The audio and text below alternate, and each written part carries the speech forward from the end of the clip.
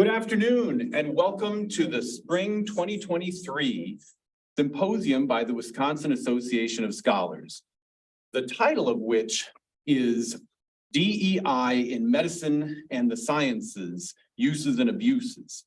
It will take the form of a panel discussion, and I'm very excited to have with us our distinguished panel of guests. I'll introduce them. We have with us John Seiler. John is Senior Fellow and Director of University Policy at the National Association of Scholars. His writing focuses on the growth and influence of DEI policies throughout higher education. And John's articles have recently been published in the Wall Street Journal and other national journals. Welcome, John. And we also have with us Representative Dave Murphy. Dave was elected to Wisconsin's 56th Assembly District in 2012 and is serving his 5th term. Dave serves as the chair of the Assembly Committee on Colleges and Universities and has recently been hosting some hearings on free speech on campus and the way that it impacts the quality of education here in Wisconsin. Welcome, Dave. Thank you. And soon joining us as well, we'll have with us U.S. Senator Ron Johnson, starting his 3rd term as senator from Wisconsin. And Johnson, who served as chairman of the Senate's Homeland Security and Government Affairs Committee from 2015 to 2021, is now the ranking member of the Permanent Subcommittee on Investigations. He also serves on the Budget and Finance Committees. I am Benjamin Whitcomb. I'm the president of the Wisconsin Association of Scholars, and I'll serve as MC of the event. And we'll start with introductory remarks from our panelists on their thoughts on the topic at hand. Mr. Seiler, would you like to give your opening remarks?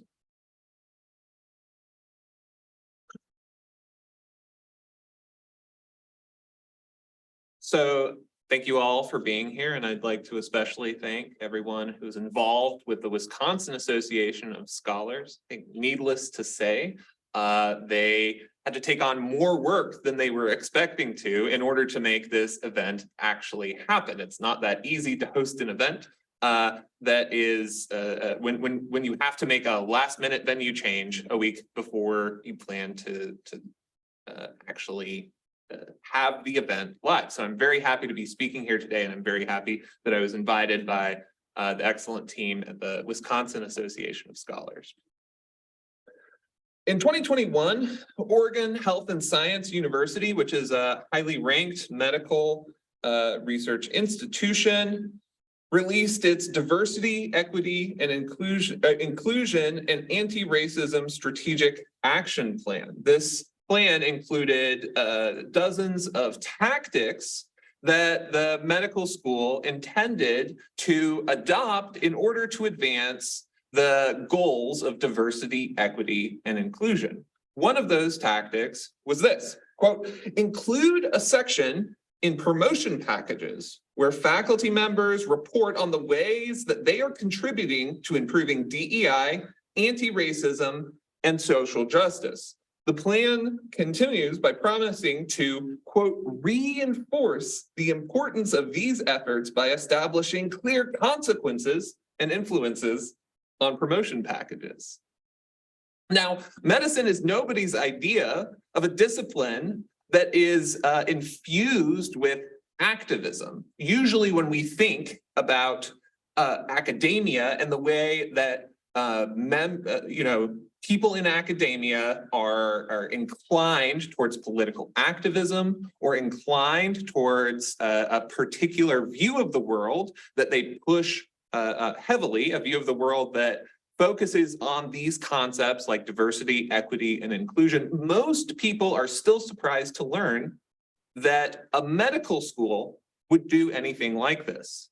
But in the research that I have been doing for the past 2 years, I have found again and again that medicine and the sciences more broadly might be, in fact, the vanguards for a rapidly accelerating trend in higher education. That trend is this: before the received wisdom about what we would commonly call social justice ideology or social justice activism. Some people call it post-liberal progressivism.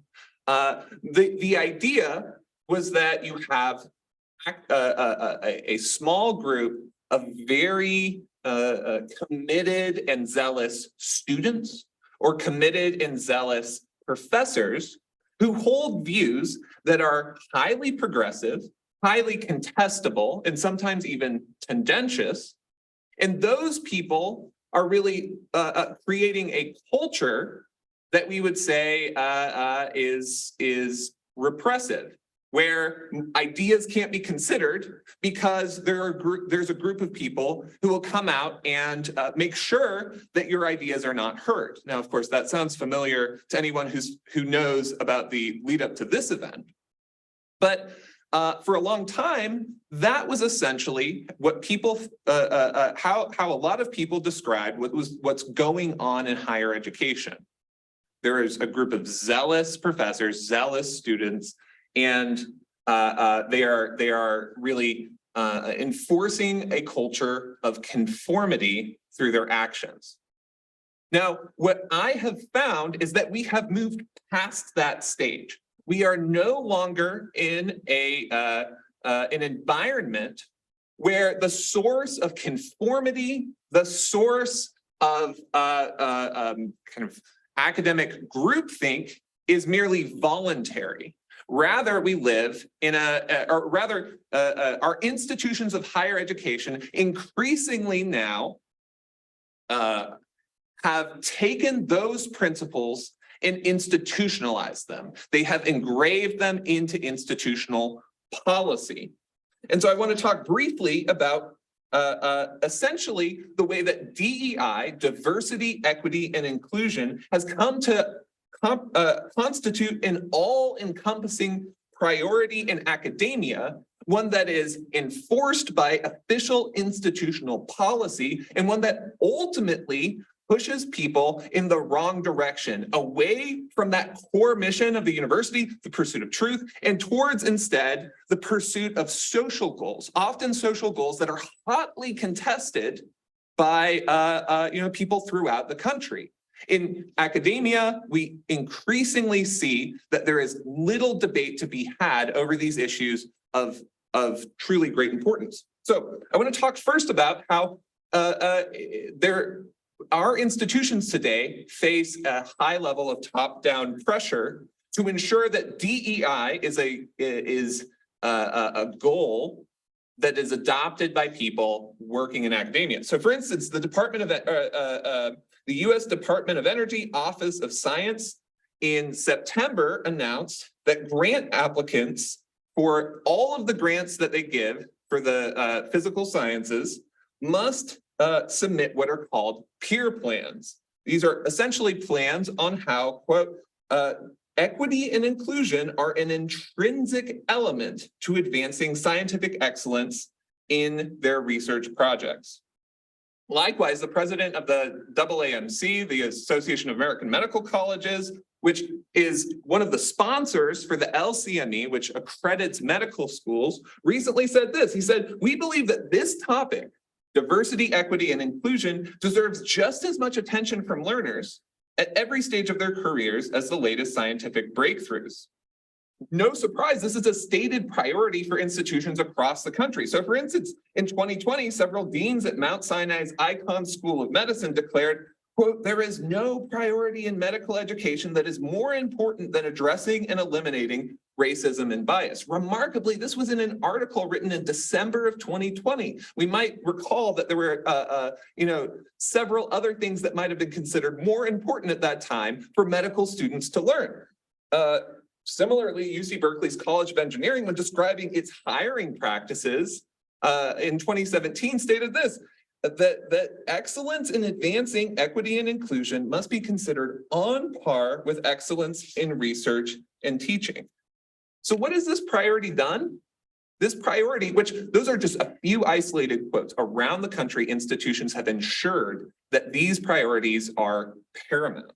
What does that result in? It results in a couple of things. So first, we have seen increasingly a trend in higher education where in order to advance in your career, you must state your commitment and demonstrate your contributions to diversity, equity, and inclusion, either through submitting a mandatory diversity statement, which is heavily,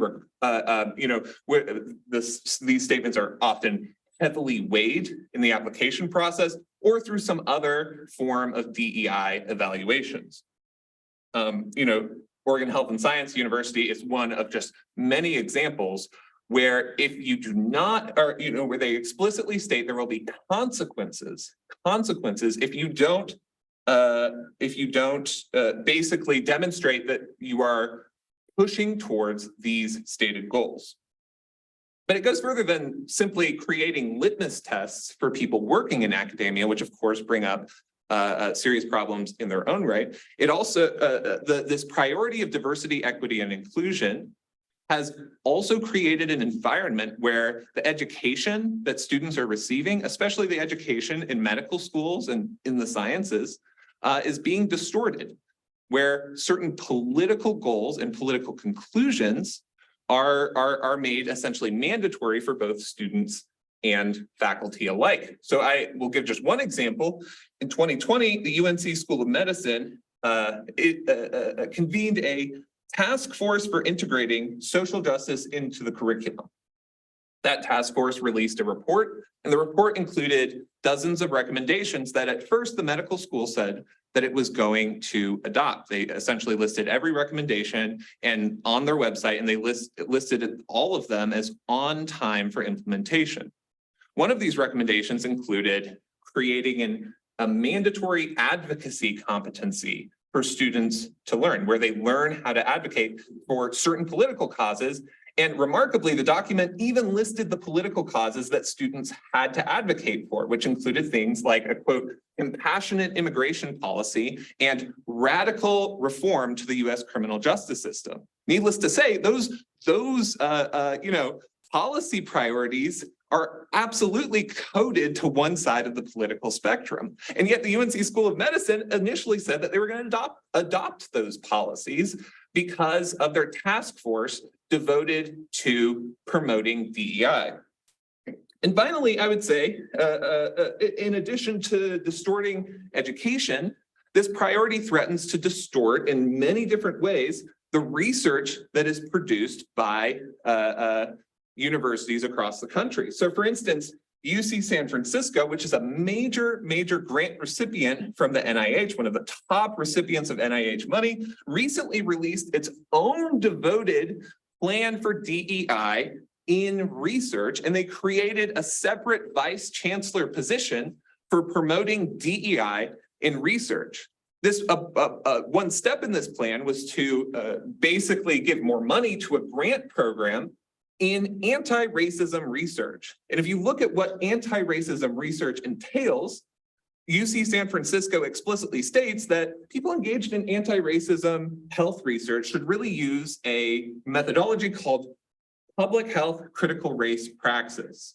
Public health critical race praxis requires researchers to begin their investigation with certain pre-established assumptions or tenets. You begin your research by assuming certain things like the following. Quote, racism is embedded in the social fabric of society, or quote, socially constructed racial categories are the basis for ordering society.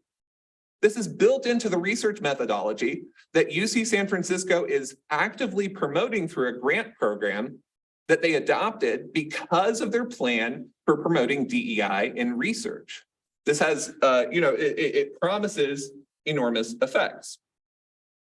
So I have mostly in my time as a researcher for the National Association of Scholars, really devoted my own efforts to simply uncovering what's happened in higher education, the sciences, medicine, and beyond.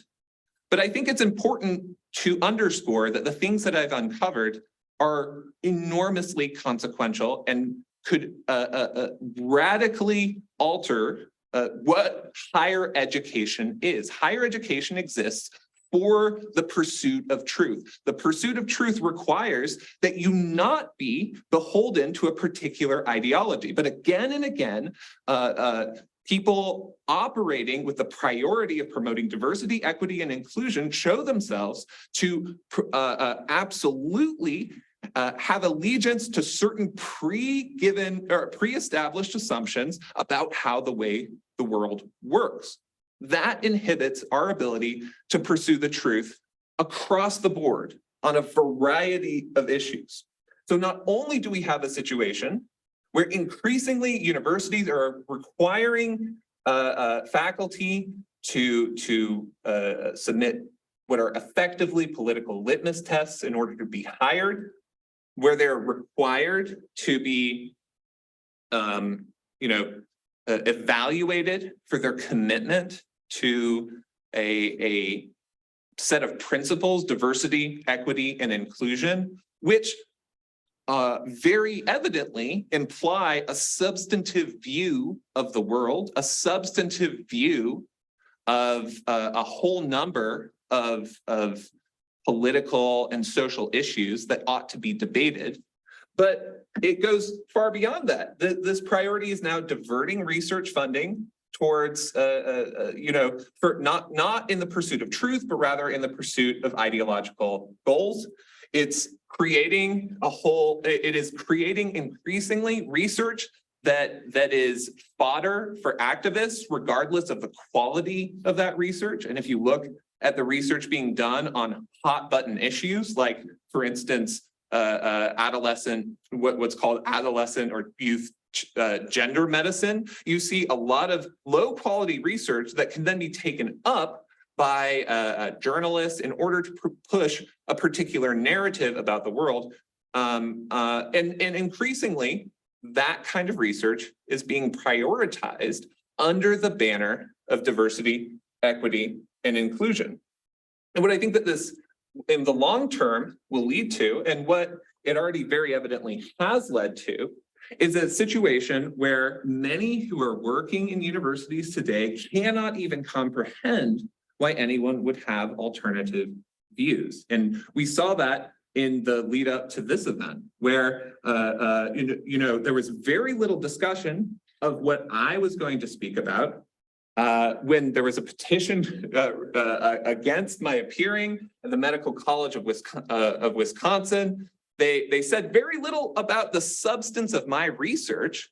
Rather, the underlying assumption of almost everyone who communicated about this event, who opposed it, as far as I have seen, was that if you oppose or criticize the rapid growth of DEI in higher education, you must be bigoted, a racist, or otherwise not worth listening to at all. And that is extremely dangerous when we are talking about the institutions which ought to be the place where truth is most rigorously pursued. So ultimately, this is a consequential issue, and we have to reckon with the fact that our universities continue to prioritize, essentially a form of political activism over their true mission, which is the pursuit of truth. Thank you, Mr. Seiler. Representative Murphy?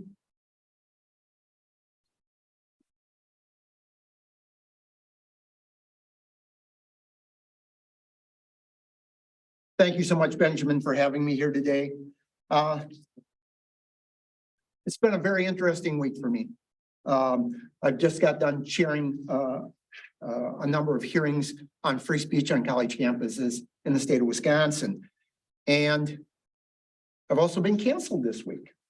And it's interesting because the Medical College of Wisconsin right now is trying to spin this as we weren't canceled. Your event wasn't canceled, Benjamin, because it's taking place. So all the work that you went through to have something at the Medical College of Wisconsin being shut down, that's not cancellation if you go somewhere else. So, well, I don't want to talk too much about that today. I want to stick on to the subject. So I'll tell you a little bit about what our committee has been doing and our support for free speech.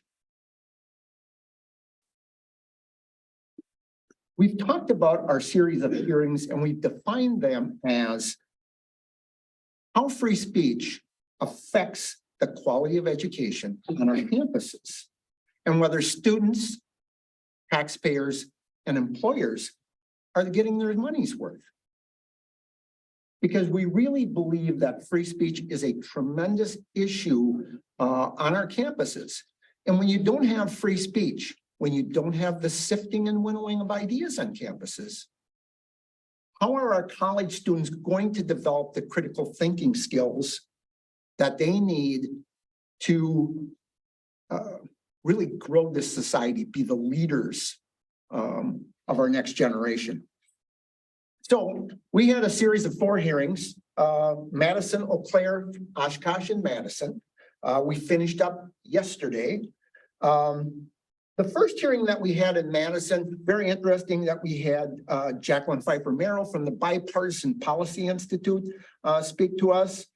We had Professor Joe Heim from UW La Crosse. And one of the things that I've been criticized for by people on the other side of this issue is that it's not balanced. Well, Jacqueline Pfeiffer Merrill's from the the Bipartisan Policy Forum. Professor Joe Heim, when he came up to speak, I know Joe, and I said to him, well, Joe, I said, since I invited you here, you're apparently a Republican. To which he recoiled and he said, no. So also at that hearing, we had 3 students testify from UW-Madison. Young lady by the name of Allie testified about her work with the Young American Foundation. And she worked to try to set up speakers at UW-Madison. And she has talked about the difference for her and her group and the hoops that they had to jump through to be able to bring speakers onto campus that would give a differing point of view from what students hear and see every day on the campus. Second student, gal by the name of Lauren, talked about how her viewpoint affected her work in the classroom and how she was treated by professors based on her viewpoint. She talked about papers she had written and grades that she had gotten. Now that's rather subjective, how you're graded in a classroom. And, but she presented a written testimony to me on this subject. And I have to tell you, I'd be pretty shocked to find a bad paper coming out of this girl based on what she wrote for me. And then the last student that spoke that day, Tripp. And Tripp had a situation where he worked for the Badger Herald. 8 students at the Badger Herald were assigned articles to write about. He was assigned to do an article on defunding the police. I guess unfortunately for him, his viewpoint on defunding the police was a bit different than what the newspaper's opinion was. And out of those 8 articles that were assigned, 7 of them ran, but his didn't. Because his article was about how defunding the police was a bad idea. And so he asked why his article wasn't run. And in a back and forth with the Badger Herald, finally they said, they sent an email saying, your services are really no longer needed at this paper. So these are some very disturbing things. After that hearing, we went to Eau Claire. We heard from national groups. We heard from FIRE. Joe Cohen came in and talked to us from FIRE. Always a very interesting conversation with Joe, a free speech purist. If you want to get an idea of where Joe stands, he put out a statement about the cancellation of this event at the Medical College of Wisconsin. Please go find it, read it. It's interesting. We then heard from Professor Tim Shield and his group. He headed the research team that did the Wisconsin University System free speech survey. 10,500 students responded to that particular survey. And the findings were interesting, to say the least. Conservative or Republican students at a rate of about 4 to 1 in comparison to liberal students felt that they could not express themselves in class, were concerned about expressing themselves to other students. And so they felt very much canceled on campus.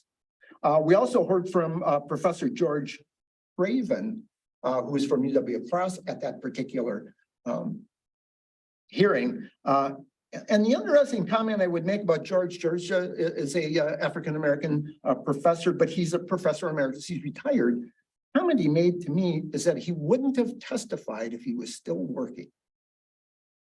And that's very disturbing. And I think that's something that we have to think about and be very concerned about. Then we had a hearing in Oshkosh. We heard from Professor Ryan Owens, who is a law school professor at the University of Wisconsin-Madison. We heard from Michael Ford, who is going to be teaching a class on the First Amendment and free speech at Oshkosh. Very happy to hear about that. But the first class hasn't happened yet, and it won't be till this fall. So I'll be looking forward to seeing how well that pans out going forward. And then we heard from Dr. Duke Pesta. Dr. Duke is a professor at UW-Oshkosh, teaches English literature, and talked about the many problems that he's had in class and how many students have cited him or made complaints against him, and then they all suddenly seem to vanish. But as a professor, your file gets thicker and thicker and thicker.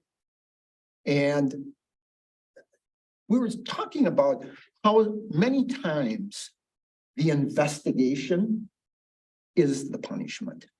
And so I think that's something we need to be very careful. And then we had Andrea Toms, Andrea is a teacher now at Howard Fuller's Choice School, and a young Black woman. And her story was very interesting. And she was telling how white professors at UW-Oshkosh were trying to convince her that, I don't know, maybe for a lack of she wasn't Black enough. And that her ideas, her philosophy did not align with her culture. So we have white professors telling young Black women that somehow they're not thinking correctly. That was disturbing. So yesterday we had our final hearing in Madison, and we had President Jay Rothman speaking, president of the UW system. And he made a really monumental statement in the hearing. He announced for the first time in the hearing that the UW system would end diversity, equity and inclusion statements when hiring professors. This is something that I probably would have tried to somehow do legislatively, maybe after the hearings, and he came out and did it himself. I prefer that. I don't want to make the UW do things. I'd rather have them make the right decisions. I really feel that President Rothman, he is really, in his 1 year as the president of the system, has been very supportive of free speech. And I allowed him for that. And I hope that continues. We also had a young man who is a student at the Medical College of Wisconsin, Daniel Hughes, speaking and talking about some of the problems on that campus. And The one thing that he said that stuck out was that he said, you know, speaking here today could cost me a residency position in the future. That's scary. And, you know, it was suggested to me by somebody here today, maybe you need to write this young man a letter of recommendation to be able to help him in the future. And I would certainly do that. This is about courage. It's the courage to do the right thing and stand up for yourself. And so I really applaud him. You know, John spoke yesterday, and he's already talked to you, so I won't go into that any further. And to finish up, Tim Higgins spoke to us yesterday, and Tim's a former Regents. He's here with us here today. He's also the president of Free Speech for Campus. Did an awesome job. And some of the Democrats on the committee yesterday were sort of asking us, it came up, well, can you define DEI? To which I said, well, DEI has been a term that's been out there for a long time. And it's sort of your term in looking at the left and say, why are you asking me to define your term that you've used for, you know, maybe more than a decade? But what I would say about that is, so define diversity. Does diversity include diversity of opinion and viewpoint? Equity. Is equity of opportunity or equity of outcome? I think we need to define that. And we want to be inclusive. But does inclusive mean we want to include Antifa or white supremacists? These are all good questions, I think. So with that, thank you very much for letting me speak today. Thank I hope you. I didn't go too long. Thank you, Representative Murphy.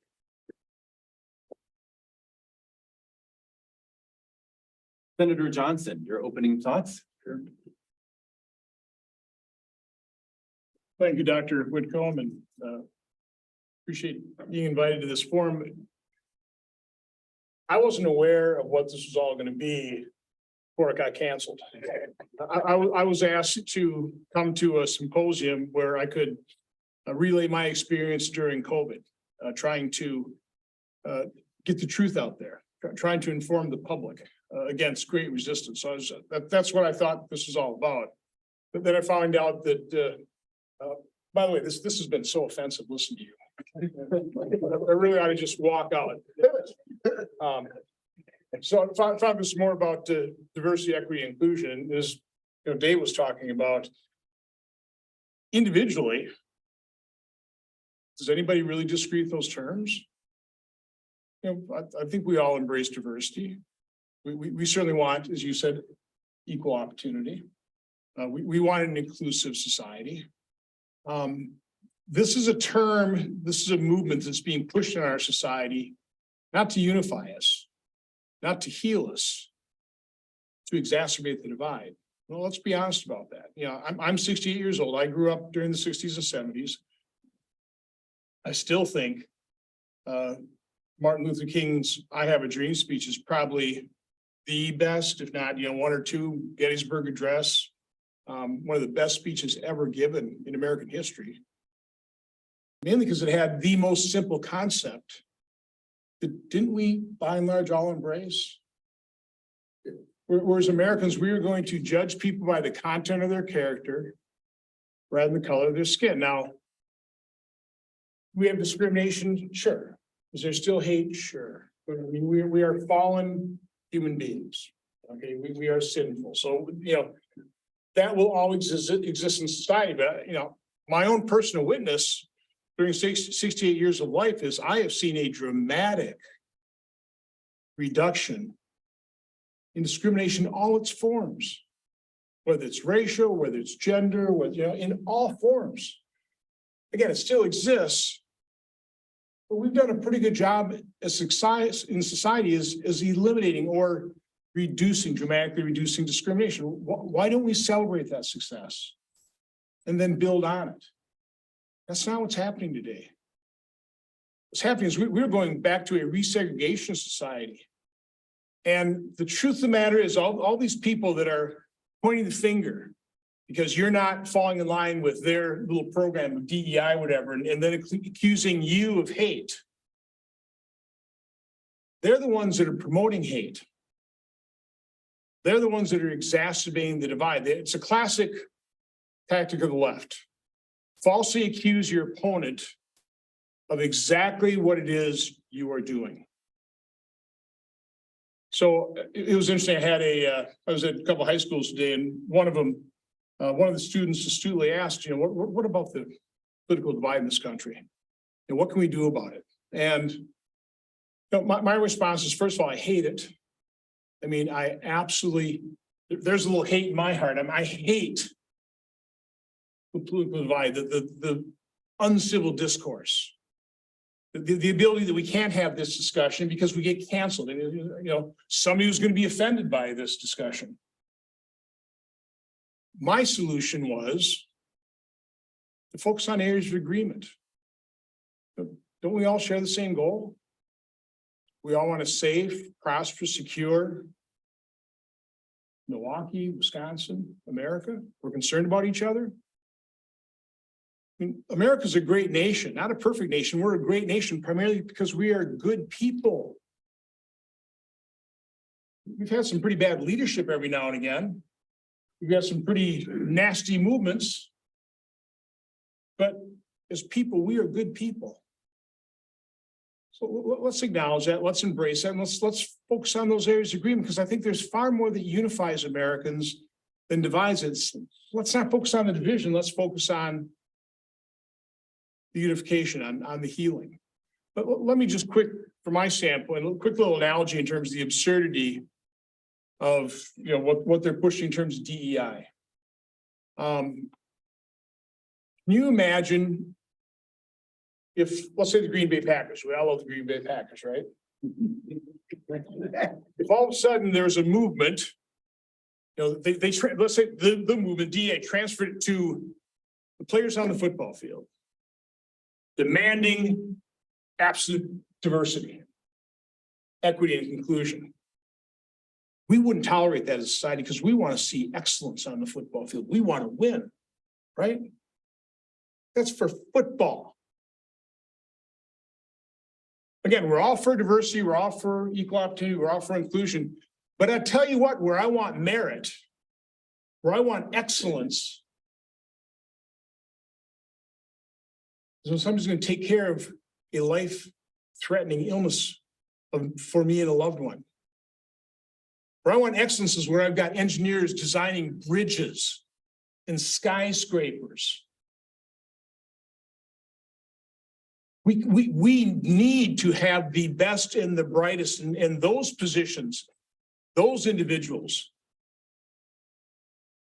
They need to be judged based on merit. And once everybody makes the cut in terms of merit, absolutely, look at the diversity.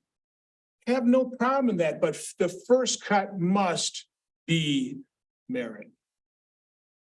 So let me just kind of conclude and kind of go through what I really wanted to talk about is what I saw with COVID and the corruption of our education system, the corruption of our medical establishment, the corruption of medical research, the corruption of medical journals, the corruption of federal health agencies by Big Pharma, the corruption of our media, who've also been captured by Big Pharma by the billions of dollars worth of ads. Let's just do a little tick-tock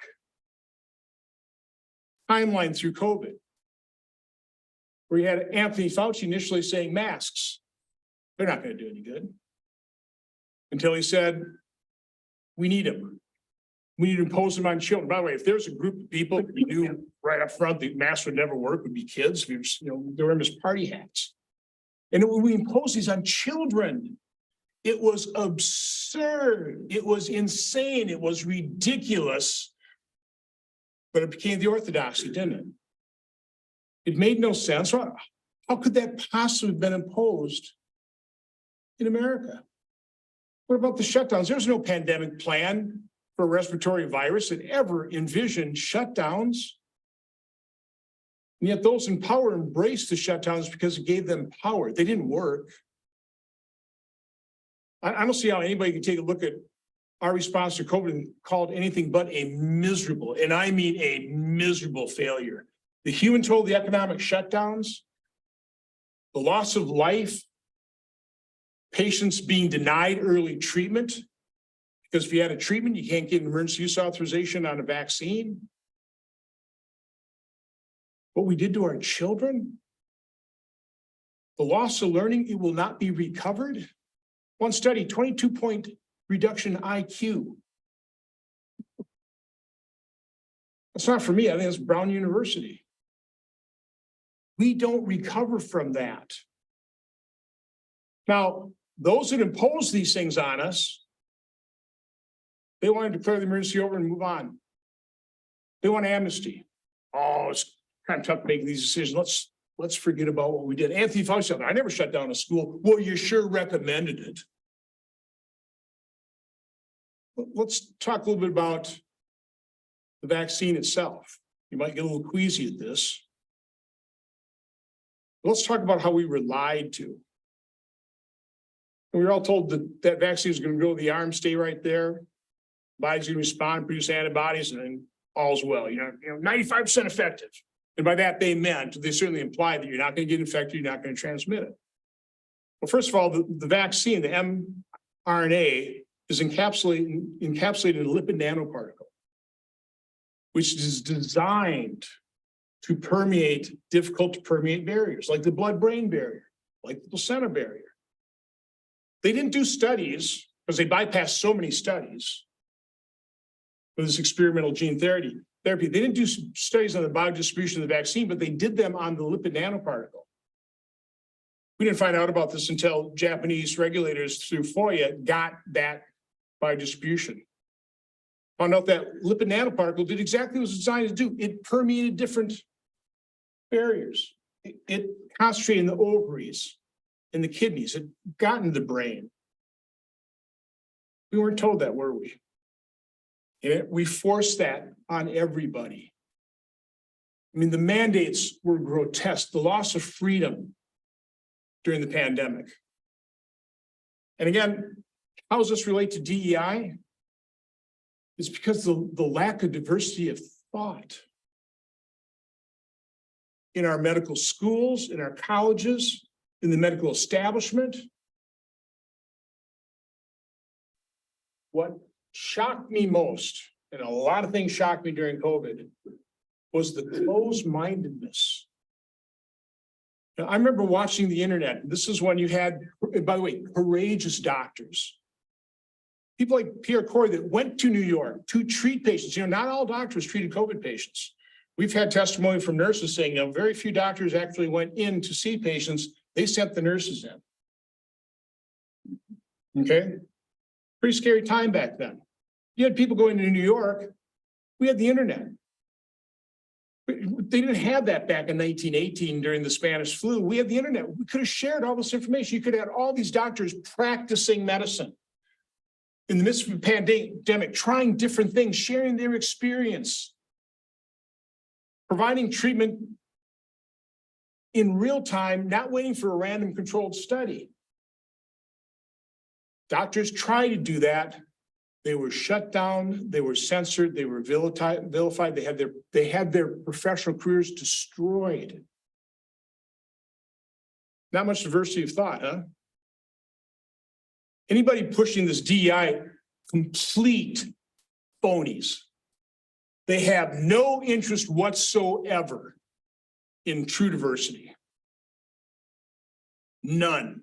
They like orthodoxy. They want everybody believing what they believe. No other ideas need to apply. So again, I didn't realize this was a discussion on DEI. But our miserably failed response to COVID is a classic example of the result that you get, the horrible, the horrific result that you get by applying this unbelievably hateful and divisive thing they call DEI. So thank you. Thank you.